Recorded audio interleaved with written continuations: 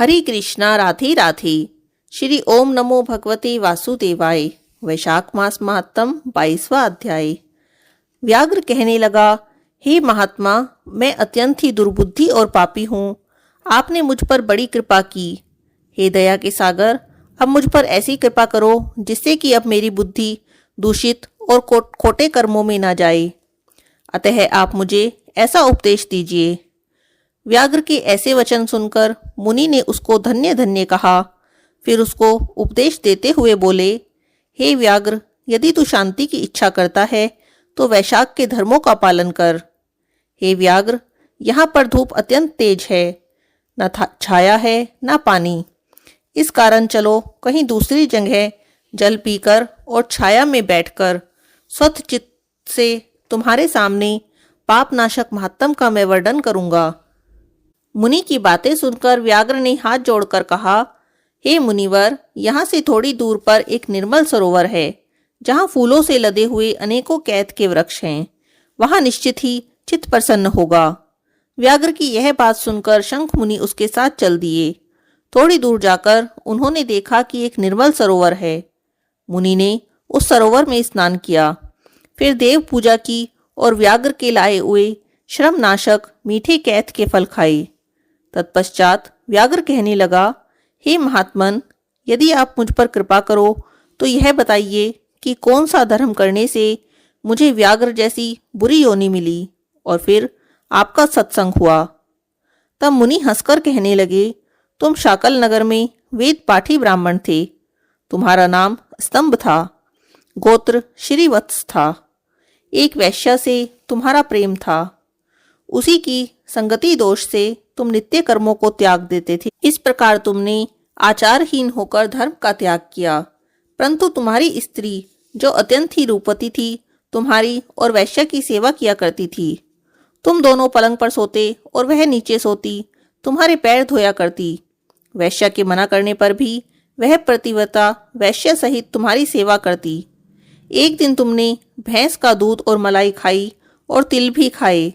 इस अपच भोजन से तुमको दस्त और वमन दोनों होने लगे। फिर दारुण भगंदर रोग हो गया। जब तक घर में धन रहा, वैश्या भी वहां रही। फिर वह सब धन लेकर वहां से चली गई।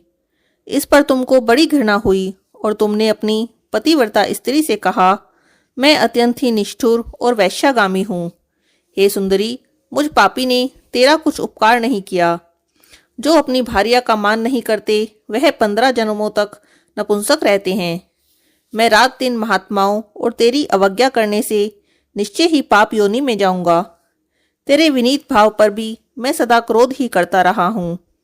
इस प्रकार कहने पर तुम्हारी स्त्री हाथ जोड़कर कहने लगी कि हे स्वामी, आप ऐसा क्यों कहते हो? मैंने आप पर कभी भी क्रोध नहीं किया। यदि मुझको कुछ दुख प्राप्त हुआ तो यह सब मेरे कर्मों का फल है। तुम मेरे प्रति दीनता और लज्जा मत करो। जो स्त्री अपने पति के क्रोध को सहन करे वही साध्वी है। ऐसा कहकर वह अपने पिता और भाई के घर से कुछ धन लाकर तुम्हारी सेवा करती रही। दिन रात मलमूत्र धोकर तुमको शुद्ध रखती, कीड़े आदि निकालती। रात दिन नींद त्याग कर अपनी भर्ता के दुख से दुखी होकर कहती, हे पितरों, तुम मेरे पति को रोग से मुक्त करो और मेरे पति को पापहीन करो। तब महात्मा देवल वैशाख में गर्मी के मारे संध्या के समय तुम्हारे घर आए। उनको देखकर तुम्हारी स्त्री कहने लगी, अब वैद्य मेरे घर आ गए हैं, अब इनके द्वारा ही मेरे पति का रोग नष्ट हो जाएगा। उनके चरण धोकर तुम्हारी स्त्री ने अपने सिर पर वह चरणोदक छिड़क लिया। फिर महात्मा को गर्मी से व्याकुल देखकर उन्हें शरबत पिलाया। दूसरे दिन प्रातःकाल वह महात्मा चले गए। उधर तुमको सन्निपात हो गया और जब तुम्हारी स्त्री ने तुमको त्रिकुटा पिलाया तो तुमने उसकी उंगली को काट लिया। अभी तेरे दांत भिज गए और उंगली तेरे मुख में ही रह गई। ठीक इसी अवस्था में तुम्हारी मृत्यु हो गई और उसी वैश्या के ध्यान में तुम्हारे प्राण निकल गए। तब तुम्हारी चिता के साथ वह भी सती हो गई। इस प्रकार सती होने तथा वैशाख में शरबत पिलाने और चरणोदक सिर पर छिड़कने से वह सदगति को प्राप्त हो गई। यद्यपि तुम्हारे सभी पाप विनाश हो गए थे, परंतु अंत समय में वैश्या का ध्यान करने से तुमने व्याघ्र के घर जन्म लिया।